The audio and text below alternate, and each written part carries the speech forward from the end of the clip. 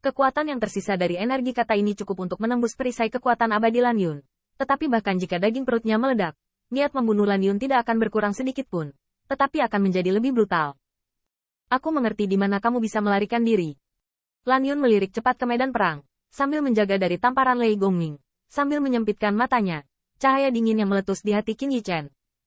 Misteri misterius cahaya selalu membuat Qin Yichen berguna, tetapi sebagai puncak 5 lapis dan di luar sajak biru biasa, ia bahkan dapat merebut posisinya melalui penghancuran aturan Dao abadi. Tanda seru. Tanda seru. Ya. Sepotong energi pedang lainnya terputus. Energi kata ini sangat mencerminkan senyum Ying Lan Yun. Kotak pedang Qing Yang tidak akan tampil untuk kedua kalinya. Nasib Qin Yichen, dia sudah siap. Namun, pada saat ini, banyak pembangkit tenaga listrik di kuil Wushuang menembak secara bersamaan. Bayangan ilusi Qin Yichen tersapu oleh energi pedang, dan ketika siluetnya baru saja muncul, riak es berkumpul di depannya. Itu adalah penyelamatan Lin Xuang. Tidak hanya itu, 1.100 saluran energi pedang Luli juga dilindungi oleh Qin Yichen. Namun, pedang Lan Yun telah membunuh hatinya, dan kekuatannya bahkan tidak mampu menahan Luli. Riak es dan energi pedang dihancurkan dengan kecepatan yang terlihat oleh mata telanjang. Setelah melewati 2 lubang, mereka dipotong di Qin Yichen. Perut. Panah darah lainnya meledak, dan bekas pedang di perut berlumuran darah, memperlihatkan tulang. Qin Yichen terlihat pucat, salah untuk mengatakan bahwa itu tidak benar. Dia tahu betul bahwa jika Luli dan yang lainnya membantu melawannya, dia akan mengimbangi beberapa pedang Jianwei, yang cukup untuk memotongnya. Dia pergi. Namun, meskipun napasnya lemah, Qin Yichen mengeluarkan pintu masuk Seinwu dan Sai, dan sudut mulutnya mengangkat senyuman yang tidak sesuai dengan dirinya sendiri.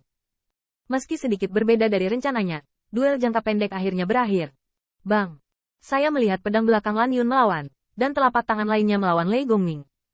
Pedang lembut itu memblokir cahaya pedang dari awan Qiu 10.000. Namun, 1 lawan 2, bagaimanapun juga, tertinggal. Terlebih lagi bagaimana Lan Yun baru saja dibunuh oleh kotak pedang Qing Yang untuk membunuh Qin Yichen. Setelah sedikit darah menetes dari sudut mulutnya, Lan Yun melirik ke medan perang. Lampu pompa sangat membenci, tetapi juga tahu bahwa dia tidak memiliki kesempatan untuk menembakkan pedang ketiga lagi. Melihat kuil Wushuang di depan Qin Yichen, dan merasakan niat membunuh Lei Gongming, Lan Yun tahu bahwa jika dia tidak mundur, dia mungkin akan dikonsumsi di sini. Menarik. Setelah berteriak dengan dingin, Lan Yun bersinar, tetapi melihat ke arah lampu pompa Qin Yichen, dan dia sangat marah. Dalam pertempuran ini, mereka bahkan kalah dari kuil Wushuang. Anda tidak hanya kalah, tetapi Anda juga kehilangan terlalu banyak. Selain itu, 2 pusat kekuatan besar Zimei dan Jifeng jatuh karena bocah itu. Pusat kekuatan yang tersisa di kuil Wushuang juga tahu bahwa mereka telah pergi dalam pertempuran ini. Jika mereka tidak pergi, mereka mungkin tidak akan bisa pergi. Meskipun merasakan napas lemah Qin Yichen, banyak pembangkit tenaga listrik memiliki mata formasi. Mereka tahu betul bahwa jika mereka menemukan kesempatan lain, mereka pasti akan mati. Namun, melihat pendaratan dan yang lainnya, Jie Powerhouse menyusut. Lagi pula, yang berani bekerja keras bukan hanya Jie Feng, kuil Wushuang, tapi mereka juga bisa bertarung sampai akhir. Namun, bagaimana mungkin Qin Yichen dengan mudah membiarkan mereka pergi? Ini, kamu ingin datang dan pergi. Meskipun Qin Yichen masih pulih sambil menutupi perutnya, roh abadi Ziyun memiliki kekuatan pertempuran yang tak henti-hentinya, dan mulutnya bengkak, dan dia dilarikan ke pembangkit tenaga listrik yang melarikan diri. Baru saja, kerumunan Heaven Immortal mengandalkan banyak orang untuk menghancurkan Ziyun. Tapi sekarang, keunggulan ranah Ziyun tidak diragukan lagi sudah jelas. Meskipun pembangkit tenaga listrik di dunia ini tidak dapat ditinggalkan, tetapi ingin pergi tanpa meninggalkan 1 atau 2 nyawa. Tidak ada pintu. Mendesis. Ziyun membunuh 1 orang secara langsung, menyapu tubuhnya yang ganas, dan mengambil orang lain sebagai tepukan, dan pembangkit tenaga Jizu yang disapu oleh ekornya tidak diragukan lagi tidak memuntahkan darah. Namun, setelah menderita kerugian yang begitu besar, pembangkit tenaga listrik Jizu tidak berani mundur, melainkan memanfaatkannya untuk mempercepat penerbangannya ke Lan Yun. Apa istimewanya? Anda tidak bisa berlari lebih lama lagi jika Anda berlari lebih lambat. Apa masalahnya dilempar? Hanya saja pembangkit tenaga listrik dari banyak komunitas sulit dibayangkan. Jifeng juga jatuh di sini. Dan terima kasih kepada Qin Yichen. Pada saat yang sama, Jie Yu dan Zhang Jinrong juga terikat erat. Dan ketika Jie Yu menyadari bahwa Qin Yichen belum mati, dia sangat kesal bahkan Jie Ming ingin mengambil tembakannya sendiri pada saat itu, mengambil peringkat pertama dari 10.000 tentara.